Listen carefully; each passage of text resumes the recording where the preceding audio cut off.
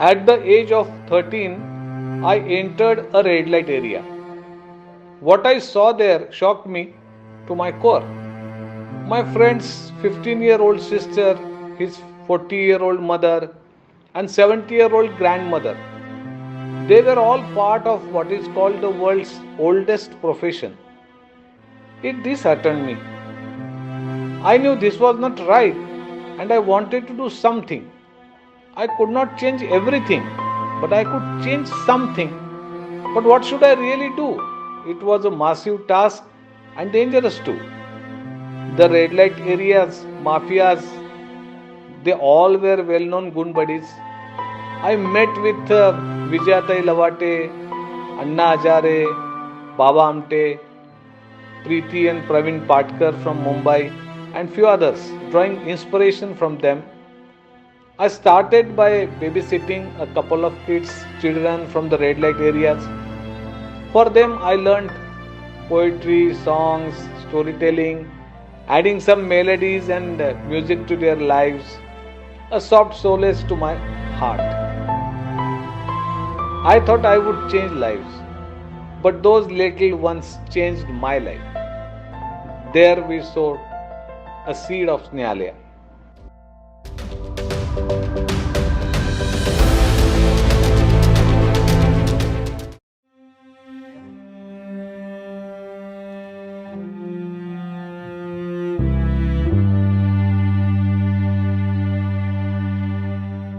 What was that point where you decided to walk on this path? What made you get on this journey?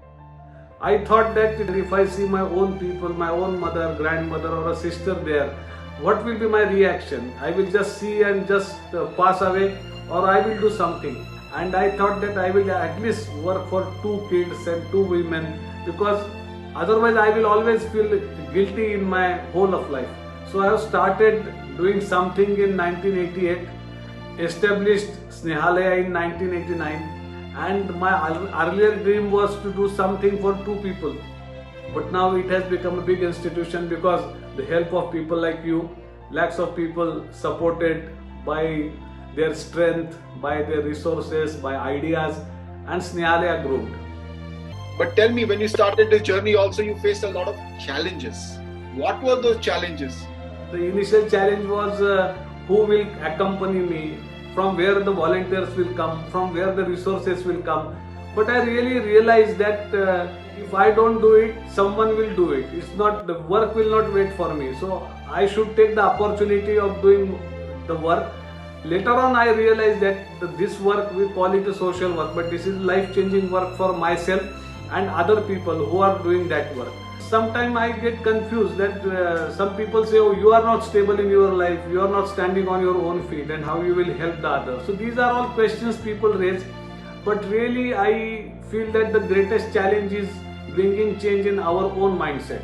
So I have decided that I will have to live differently if I really want to bring the change in the lives of these underprivileged sections. I am very happy with the path I have chosen. After the 30 years journey, I can tell you that the greatest challenge is changing ourselves.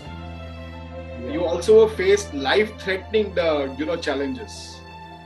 Yeah, so when I was, we were rescuing the girls, minor girls from the flesh trade. So in 2006, we have done a major case where one girl was 14 years old and another was 15 years old.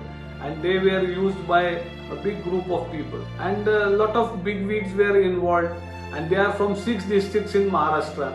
The case was so deeply rooted with and connected with many people. So there were hotel owners, there were police officers, there were big business community people, there were political bigwigs involved in using all these minor girls for flesh trade. Lot of allegations were there that we were blackmailing the good people, etc. And the girls are the prostitutes and they are saying lie. So it was a very tough task. So for 8 years we fought that battle.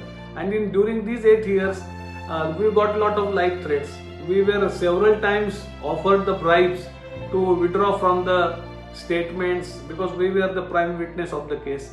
But our team fought very bravely. But only thing is, your aims and means must be sacred, pure, and you should have a moral stand when you fight with any evil. Then satyameva jayate. Fantastic. What is the message that you have for the youth of India? What is the message to the people, the general public? For youths, I would like to say that this is a very dynamic time. Don't waste the opportunity to work for the most underprivileged people facing the tough time due to COVID pandemic. There are daily wagers, there are people from small economic groups, and in your surrounding also there will be a lot of people who are suffering because of lot of challenges. So share whatever you have. You have small ideas of how they can sustain, how they can change their profession, how they will get employment, and help them, connect them with each other. This will be a good thing, that if the common people or daily wager people, they start supporting each other, that can be a good thing. Try to create a bonding with them, go to them, talk to them. So that will again bring the hope in their life that someone is thinking of us, someone is talking to us. So this journey has been a long journey from where you started to where your Snehalaya is now. So where is Snehalaya now? So right now Snehalaya has 23 projects, and all these projects are aiming the different problems and different challenges mostly facing by the women and children. So we have a shelter home where we have 400 plus boys and girls. Then we have a school, English medium school. It's a good quality English medium school. Then we have a hospital, 30-bedded hospital, Caring Friends Hospital and Research Center.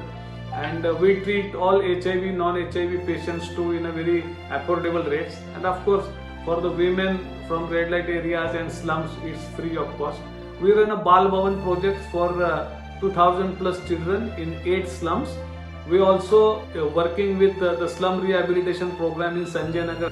Then we run a child line in Ahmednagar. We run Snehajot project for 3,500 women in prostitution, and Sneha Umanga for all these LGBT and UNOX community.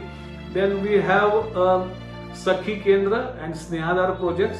So these two projects are mainly for the women facing different type of atrocities. Those who are not from the red light areas but from the normal families, so they are facing domestic violence, rape. Then we have a Himmat Gram where we rehabilitate HIV positive families and women who want to leave the prostitution. We have agriculture training center where we work with the small farmers community who have a small land holding up to 5 acres.